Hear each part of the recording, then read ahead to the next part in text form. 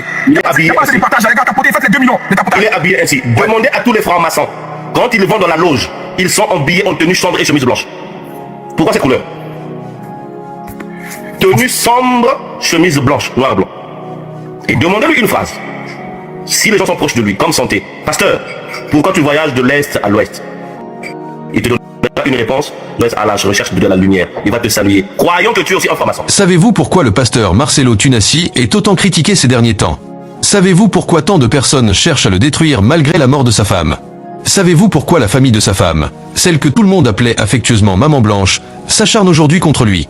Restez bien accrochés, parce que ce que vous allez entendre n'est pas une histoire ordinaire. C'est une histoire qui mélange foi, pouvoir, rumeurs de secte, soupçons de sacrifice, et surtout une vérité qui dérange beaucoup. Depuis la disparition de Maman Blanche, la vie du pasteur Marcelo a basculé. Au lieu de recevoir compassion et réconfort, il s'est retrouvé dans la tourmente, accusé, jugé par l'opinion publique et même traîné devant la justice. Ce qui choque les gens, c'est la vitesse avec laquelle il s'est empressé de se remarier. Beaucoup ont trouvé cela inacceptable, presque inhumain. Aux yeux de certains, c'était un signe clair. Cet homme n'avait pas seulement perdu sa femme, il avait perdu aussi sa sensibilité, son humanité. Mais au-delà de ce geste, il y a des accusations plus graves, beaucoup plus sombres. Oui, depuis longtemps, Marcelo Tunasi est soupçonné d'être lié à la franc-maçonnerie. Et c'est là que l'histoire prend une autre tournure. La franc-maçonnerie et ses zones d'ombre. La franc-maçonnerie, pour certains, n'est qu'une société de réflexion, une fraternité où l'on discute de philosophie et de progrès humain. Mais pour d'autres, elle est synonyme de rituels occultes, de sacrifices et de pactes avec des forces invisibles. Dans l'imaginaire collectif africain, la franc-maçonnerie est souvent associée au pouvoir politique, à la richesse soudaine et à des pratiques qui dépassent la simple spiritualité. Et justement, beaucoup disent que pour augmenter sa puissance, un pasteur, un politicien ou un homme d'affaires qui se donne à cette loge doit offrir ce qu'il a de plus cher. Au début, tout paraît simple, on ne demande rien de spectaculaire. Mais plus tu avances dans la hiérarchie, plus on t'impose des sacrifices lourds, douloureux, irréversibles. Les aveux indirects de Marcelo. Plusieurs vidéos anciennes du pasteur Marcelo circulent encore.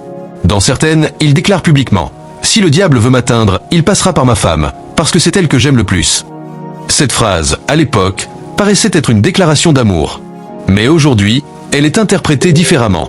Beaucoup disent que Marcelo a, sans le savoir, révélé son point faible, et que ce point faible a été exploité.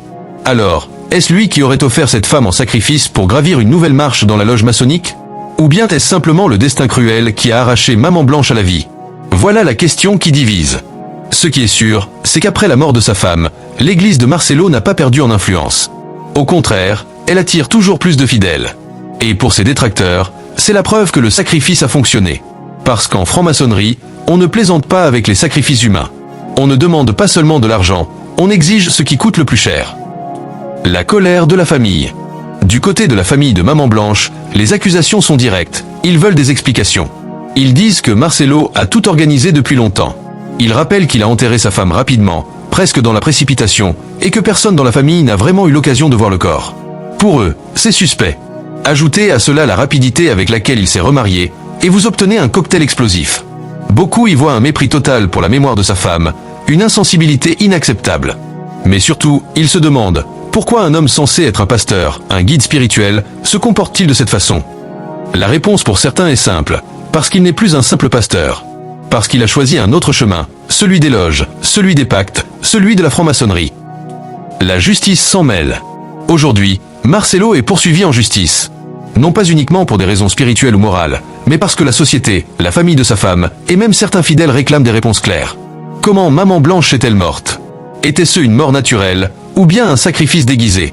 Les avocats s'affrontent. Ses partisans disent qu'il est innocent, qu'il traverse simplement une épreuve spirituelle. Ses opposants affirment que tout était calculé depuis des années, et qu'il ne peut plus se cacher. Et dans ce tumulte, une question brûle toutes les lèvres. La franc-maçonnerie va-t-elle le protéger? Parce que selon les rumeurs, lorsqu'un membre est menacé, la loge se mobilise.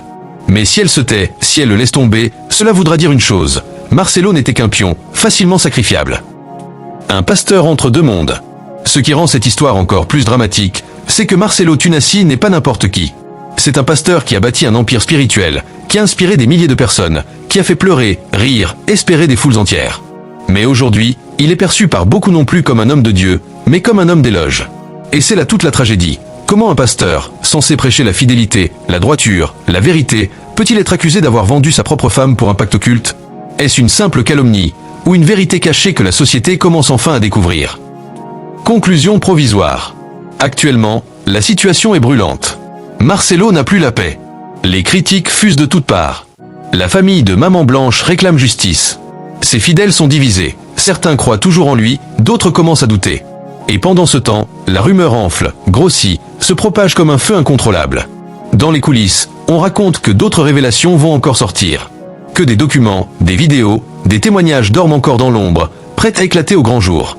Et si cela arrive, ce sera peut-être la fin du pasteur Marcelo Tunasi tel que nous le connaissons. Depuis la mort de Maman Blanche, l'ambiance autour du pasteur Marcelo Tunasi est devenue lourde, pesante, presque irrespirable. Tout le monde a un avis, chacun raconte sa propre version, et au milieu de ce vacarme, la vérité semble s'éloigner chaque jour un peu plus. Les fidèles qui autrefois se levaient avec ferveur pour acclamer leur pasteur n'ont plus la même énergie. Certains viennent encore au culte, mais leur regard ne brille plus de la même manière. D'autres restent à la maison, prétextant des raisons personnelles, mais en réalité, ils ne supportent plus de voir l'homme qui, selon eux, a trahi la mémoire de sa femme. Car Maman Blanche n'était pas seulement l'épouse d'un pasteur, elle était une mère spirituelle pour toute une génération de femmes qui venaient chercher en elle des conseils, une oreille attentive, une main tendue. Sa disparition brutale a laissé un vide immense, et la manière dont les choses se sont passées a créé une blessure encore plus profonde. Beaucoup ne comprennent pas pourquoi le pasteur Marcelo s'est empressé de l'enterrer sans donner à la famille le temps de lui dire adieu dignement. Beaucoup ne comprennent pas non plus pourquoi il s'est remarié avec autant de rapidité, comme si la place laissée par Maman Blanche n'avait jamais existé. Et c'est là que les rumeurs ont commencé à se multiplier, à circuler comme des flammes attisées par le vent. Dans les quartiers, dans les marchés, dans les salons, on raconte que Marcelo Tunasi n'a pas seulement perdu sa femme, mais qu'il l'aurait sacrifiée. Oui, sacrifiée à cette franc-maçonnerie dont on l'accuse depuis des années. Certains rappellent ses prédications où il disait devant tout le monde que si le diable voulait l'atteindre, il passerait par sa femme, car c'était elle qu'il aimait le plus. À l'époque, cette phrase sonnait comme une déclaration d'amour. Mais aujourd'hui, on la cite comme une prophétie, un aveu, une préparation psychologique à ce qui allait se produire. Car dans l'imaginaire collectif, dans la logique de la franc-maçonnerie, pour gravir les échelons, il faut offrir ce qui a le plus de valeur à tes yeux.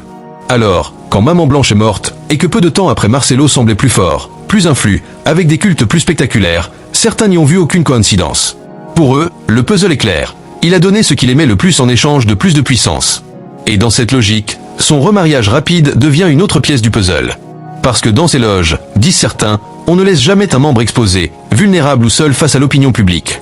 On lui fournit toujours une couverture, une protection, une nouvelle union pour détourner les regards. Mais au lieu d'effacer les soupçons, ce mariage n'a fait que les amplifier. Les gens disent, comment un homme qui prêche la fidélité peut-il se remarier aussi vite après la mort de la femme qu'il disait aimer plus que tout? Comment un pasteur qui prêche la patience, la pureté, peut-il se précipiter ainsi? Pour beaucoup, ce n'est pas seulement de l'insensibilité, c'est la preuve que ce mariage faisait partie d'un plan déjà préparé, bien avant que Maman Blanche ne ferme les yeux. La famille de Maman Blanche, de son côté, ne décolère pas. Pour eux, ce qui s'est passé n'est pas normal.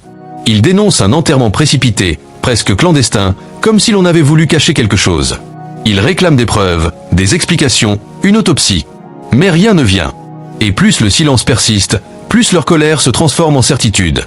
Ils disent que Marcelo avait tout planifié depuis longtemps, qu'il avait pris des dispositions pour protéger ses biens, pour transférer certaines richesses, comme s'il savait que le moment viendrait où il devrait donner quelque chose d'important.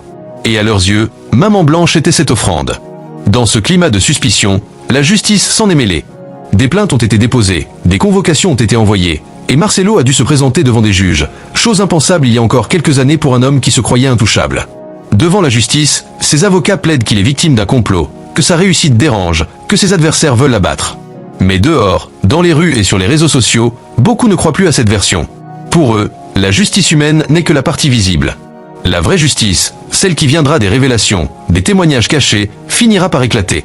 Et pendant que tout cela se déroule, Marcelo vit de plus en plus isolé. Ses anciens alliés se font rares, certains de ses collaborateurs ont pris leur distance, et même parmi ses fidèles, les murmures deviennent des cris. Il n'est plus accueilli avec des applaudissements, mais avec des regards froids, soupçonneux. Son visage est encore affiché sur les affiches de son église, mais il ne représente plus le même espoir. Beaucoup disent qu'il a perdu la paix, que son regard est désormais fuyant, que ses sermons manquent de sincérité. Même ses sourires paraissent forcés, comme ceux d'un homme acculé qui essaie de sauver les apparences. Dans la diaspora congolaise, le débat est encore plus violent. Chaque jour, des vidéos s'ajoutent sur YouTube, des débats enflammés circulent sur Facebook, des audios s'échangent sur WhatsApp. Chacun donne sa version, chacun ajoute un détail, chacun alimente la rumeur. Pour certains, Marcelo n'est qu'une victime de la jalousie et du succès. Mais pour d'autres, il est le symbole d'un système corrompu où des pasteurs utilisent la foi des fidèles comme couverture pour des pratiques occultes. Et dans cette bataille d'opinion, la vérité devient un champ de guerre où personne n'est prêt à céder. Et pourtant, ce qui ressort, c'est que la mort de Maman Blanche restera à jamais une blessure ouverte. Une mort qui n'a pas été expliquée, un deuil qui n'a pas été respecté, une mémoire qui a été effacée trop vite. Tant que les zones d'ombre persisteront, tant que Marcelo refusera d'ouvrir son cœur et de dire clairement ce qui s'est passé, les accusations continueront de planer sur lui comme une épée au-dessus de sa tête. Et même si la franc-maçonnerie le protège, même si la justice le blanchit, il restera marqué à vie. Parce que dans l'opinion publique, les soupçons, une fois installés, ne disparaissent jamais. Ils deviennent une part de ta réputation, une tache indélébile que rien ne peut laver. Lisse. Certains disent que ce que vit aujourd'hui Marcelo Tunasi n'est pas seulement le fruit d'un hasard ou d'un simple malentendu. Pour eux, il s'agit d'une conséquence logique, presque inévitable, du chemin qu'il a emprunté depuis plusieurs années. Ceux qui l'ont côtoyé de près affirment que l'homme avait changé bien avant la mort de Maman Blanche. Ils racontent qu'il n'était plus le même, que ses sermons n'avaient plus la même intensité spirituelle, mais qu'il ressemblait de plus en plus à des shows grandioses, calibrés pour impressionner plutôt que pour édifier. Certains anciens collaborateurs affirment même avoir remarqué des signes étranges, des voyages nocturnes, des rencontres mystérieuses avec des hommes d'affaires douteux, des cadeaux somptueux qu'on ne s'explique pas. Et à chaque fois qu'il posait des questions, Marcelo leur répondait par des paraboles ou des phrases vagues, comme s'il voulait cacher quelque chose de plus grand. Ce qui alimente encore plus les rumeurs, c'est la montée en puissance spectaculaire de son église après la mort de sa femme. Au lieu de décliner, comme on aurait pu s'y attendre après un tel drame, l'église a connu une fréquentation encore plus importante. Les cultes sont devenus plus explosifs, les fidèles viennent toujours plus nombreux, attirés par la curiosité ou par la conviction que Marcelo possède désormais un pouvoir encore plus grand. Pour ses détracteurs, cette progression est la preuve irréfutable d'impact. Il a donné ce qu'il aimait le plus en échange d'une puissance spirituelle accrue. Pour ses partisans, au contraire, c'est la main de Dieu qui agit malgré les épreuves, une façon divine de prouver que les scandales ne peuvent pas détruire l'homme choisi par le ciel. Mais dans les deux camps, une chose est sûre, l'image du pasteur n'est plus la même, elle est brisée, fissurée, marquée à jamais par le doute. Dans la famille de Maman Blanche, la douleur est encore vive. Chaque réunion, chaque discussion tourne autour de cette mort. Certains membres de la famille ne peuvent plus dormir, convaincus que leur sœur a été livrée à un rituel qui les dépasse. Ils se remémorent les derniers instants, les appels manqués, les messages non répondus, les détails qui paraissaient insignifiants mais qui aujourd'hui prennent une toute autre signification. Ils affirment que Marcelo a fermé toutes les portes, qu'il n'a pas permis qu'une autopsie soit faite, qu'il a enterré leur fille dans la précipitation pour que personne ne découvre la vérité. Et pour eux, ce comportement n'a qu'une seule explication. Il avait quelque chose à cacher. Dans les rues, dans les marchés, dans les taxis, tout le monde en parle. Les discussions s'enflamment, les avis s'opposent. Certains disent que Marcelo est un homme fini, qu'il a commis l'irréparable et qu'il ne retrouvera jamais la confiance du peuple. D'autres pensent qu'il sortira plus fort, que ses ennemis finiront par s'épuiser et que sa communauté finira par se rallier de nouveau à lui. Mais une chose est certaine, l'opinion publique ne sera plus jamais unanime à son sujet. Il ne sera plus jamais ce pasteur intouchable que tout le monde admirait. Désormais, il est un homme contesté, critiqué, soupçonné. Dans les réseaux sociaux, la diaspora congolaise amplifie le bruit. En Europe, aux États-Unis, en Afrique du Sud, des Congolais s'affrontent dans des débats interminables. Chaque live Facebook attire des milliers de spectateurs, chaque vidéo YouTube explose les compteurs. Certains commentateurs dénoncent une campagne de diabolisation orchestrée par les ennemis de Marcelo. D'autres, au contraire, affirment que la vérité doit éclater et que ce pasteur n'est que la face visible d'un réseau beaucoup plus large de pasteurs francs-maçons qui utilisent la foi comme façade. Et dans cette guerre médiatique, Marcelo est devenu un symbole. Pour les uns, celui de la persécution. Pour les autres, celui de l'hypocrisie spirituelle. Ce qui frappe aussi, c'est le silence de certains pasteurs du pays. Alors qu'ils se prononcent rapidement sur les scandales des autres, beaucoup semblent cette fois garder le silence, comme s'ils avaient peur de parler, comme si cette affaire touchait à quelque chose de trop sensible. Quelques-uns ont osé dénoncer, mais ils sont restés minoritaires. La majorité préfère se taire, éviter le sujet, détourner les regards. Et ce silence nourrit encore plus les suspicions. Si personne n'ose parler, n'est-ce pas parce que tous savent que la franc-maçonnerie est bien présente au cœur même des églises ? Dans ce climat, Marcelo vit replié sur lui-même. Ses apparitions publiques se font rares, ses interventions médiatiques sont calculées, encadrées. On raconte qu'il dort mal, qu'il fait des cauchemars, qu'il ne trouve plus la paix. Certains disent même qu'il se déplace désormais avec une sécurité renforcée, comme un chef d'État menacé. L'homme qui autrefois se présentait comme un simple serviteur de Dieu vit aujourd'hui comme une personnalité politique, traqué par les regards et protégé par des gardes. Et au milieu de ce chaos, une question persiste. Que va-t-il advenir de lui ? Va-t-il finir par tout avouer ? Va-t-il disparaître de la scène publique, laissant son église s'effondrer ? Ou bien va-t-il résister, continuer malgré tout, jusqu'à ce que les critiques se fatiguent ? Pour le moment, personne n'a la réponse. Mais ce qui est sûr, c'est que la mort de Maman Blanche restera à jamais une cicatrice ouverte. Une mort qui n'a pas livré tous ses secrets. Une mort qui, pour beaucoup, est le symbole d'un sacrifice consenti au nom de la puissance. La situation du pasteur Marcelo Tunasi est devenue un véritable feuilleton national et même international. Chaque jour apporte son lot de nouvelles révélations, de nouveaux témoignages, de nouvelles accusations. Certains anciens proches qui étaient restés silencieux commencent à parler, parfois anonymement, parfois à visage découvert.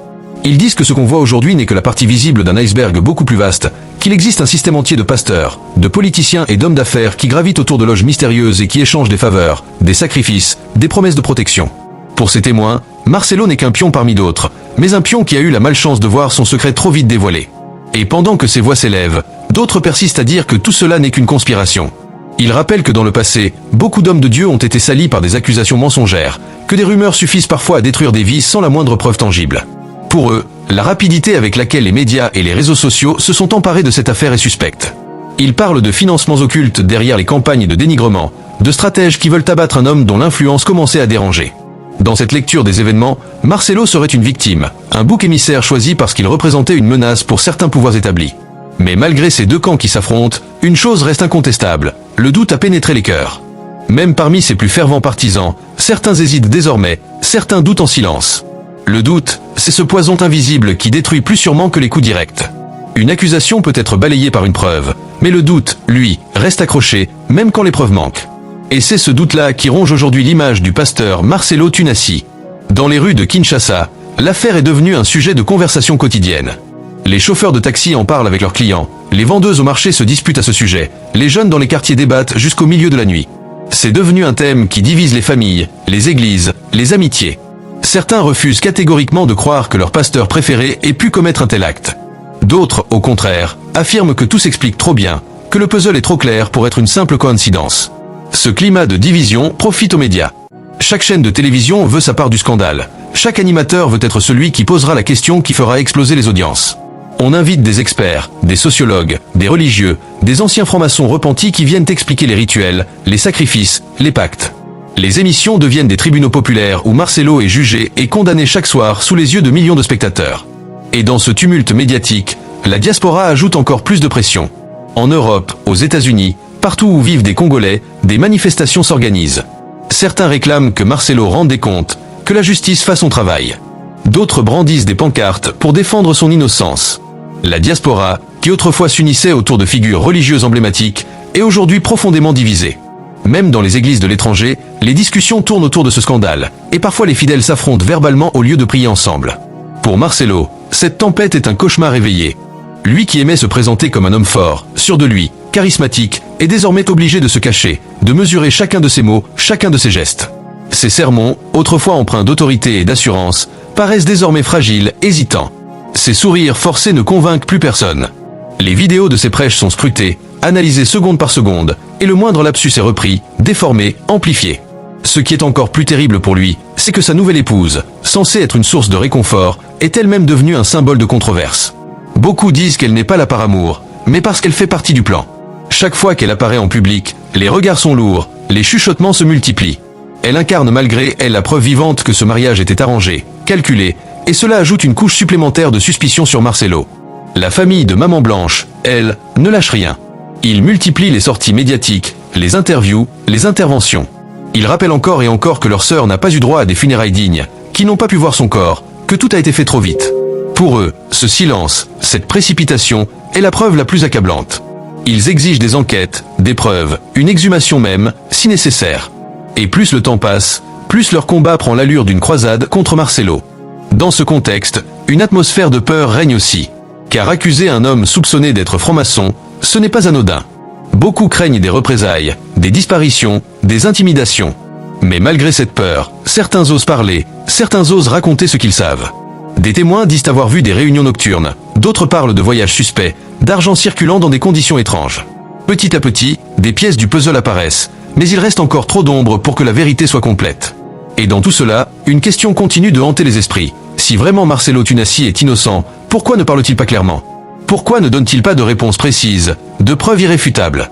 Pourquoi laisse-t-il les rumeurs grandir, se propager, se multiplier? Certains disent que c'est parce qu'il ne peut pas. D'autres, qu'il ne veut pas. Mais dans tous les cas, son silence devient son pire ennemi. Car dans une affaire comme celle-ci, le silence équivaut à une confession.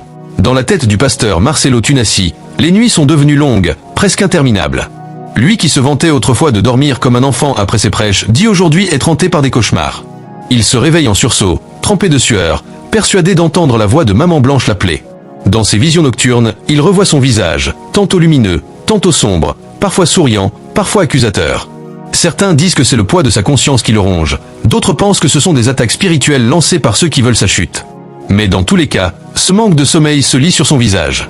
Ses traits sont plus fatigués, ses yeux plus lourds, son corps plus tendu. Même son charisme naturel semble s'être éteint peu à peu, comme une bougie qui vacille sous le vent. Autour de lui, le cercle se resserre. Ses collaborateurs les plus fidèles continuent de jouer le rôle de défenseur public, mais en privé, beaucoup doutent. Certains lui conseillent de disparaître pendant un moment, de quitter le pays pour laisser les choses se calmer. Mais Marcelo refuse. Il dit qu'abandonner son église serait une preuve de faiblesse, un aveu de culpabilité. Alors il reste, mais il reste comme un roi assiégé dans sa propre forteresse. Chaque sortie est encadrée par une sécurité renforcée, chaque parole est filtrée, chaque prédication préparée pour éviter le moindre dérapage. Pendant ce temps, la famille de Maman Blanche continue d'avancer comme une armée déterminée. Ils se sentent investis d'une mission, obtenir justice pour leur fille. Ils refusent de se taire, refusent de tourner la page tant que la vérité ne sera pas établie. Dans leurs interventions, ils parlent avec douleur mais aussi avec rage. Pour eux, Marcelo a détruit leur famille en détruisant leur sœur, et ils ne lui pardonneront jamais. Leurs accusations trouvent un écho dans la société, car beaucoup se reconnaissent dans leur combat. Ils représentent les voix de ceux qui n'osent pas parler, de ceux qui ont toujours soupçonné que derrière les grandes églises, il y avait des secrets inavouables. Dans les médias, les débats deviennent de plus en plus violents. Les animateurs s'arrachent les experts, les images, les témoignages. Certains plateaux de télévision ressemblent à de véritables tribunaux où Marcelo est condamné sans appel. Chaque soir, des millions de téléspectateurs attendent de nouvelles révélations. Les journalistes traquent la moindre fuite, le moindre document, le moindre détail. Un reçu d'hôpital, une photo prise en cachette, un message vocal d'un proche, tout devient une pièce à conviction potentielle dans ce procès médiatique. Dans la diaspora, la colère s'amplifie. Des marches sont organisées devant les ambassades, des banderoles et slogans accusateurs. Sur Internet, des pétitions circulent, récoltant des milliers de signatures exigeant une enquête internationale sur la mort de Maman Blanche. Les Congolais de l'étranger, qui suivaient autrefois Marcelo comme une star spirituelle, sont désormais divisés entre honte et révolte. Certains ont retiré toutes ces vidéos de leur réseau, d'autres continuent à les partager mais en y ajoutant des commentaires critiques. Face à tout cela, Marcelo tente encore de se défendre à travers ses sermons. Il répète qu'il est persécuté, que c'est l'œuvre du diable qui veut détruire son ministère. Mais plus il parle, moins ses paroles convainquent. Beaucoup trouvent qu'il se répète, qu'il se justifie sans jamais expliquer concrètement. À chaque phrase, on lui reproche d'esquiver les vraies questions. Et même dans son église, certains fidèles osent désormais murmurer des critiques à haute voix. Les chaises vides dans les premiers rangs en disent plus que les applaudissements forcés du fond de la salle. Les accusations de franc-maçonnerie, elles, ne cessent de revenir comme un boomerang.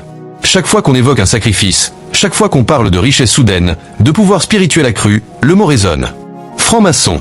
Ce mot qui, dans l'imaginaire collectif, englobe tout ce qui est secret, sombre et dangereux.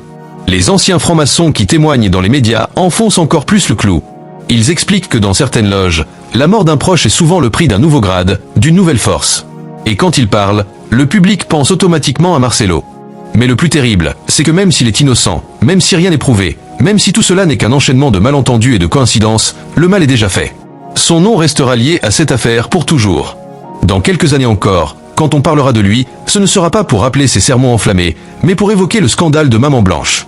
Et c'est cela, la véritable condamnation. La question qui brûle toutes les lèvres est simple. Jusqu'où ira cette affaire? Est-ce qu'un jour une preuve irréfutable sortira? Est-ce qu'un proche, un collaborateur, un membre de la famille brisera le silence et dira la vérité? Ou est-ce que tout finira dans un flou éternel, laissant chacun avec sa version, ses doutes, ses convictions? Une chose est certaine, la mort de Maman Blanche a bouleversé bien plus qu'une famille. Elle a bouleversé une église entière, une nation, une diaspora. Elle a mis en lumière des questions certaines. La mort de Maman Blanche a bouleversé bien plus qu'une famille. Elle a bouleversé une église entière, une nation, une diaspora. Elle a mis en lumière des questions profondes sur la sincérité des pasteurs, sur les dérives du pouvoir spirituel, sur les liens entre religion et occultisme. Et dans ce chaos, une phrase revient toujours, murmurée comme une vérité crue. Si tu veux savoir qui est un homme, regarde ce qu'il fait quand il perd ce qu'il aime le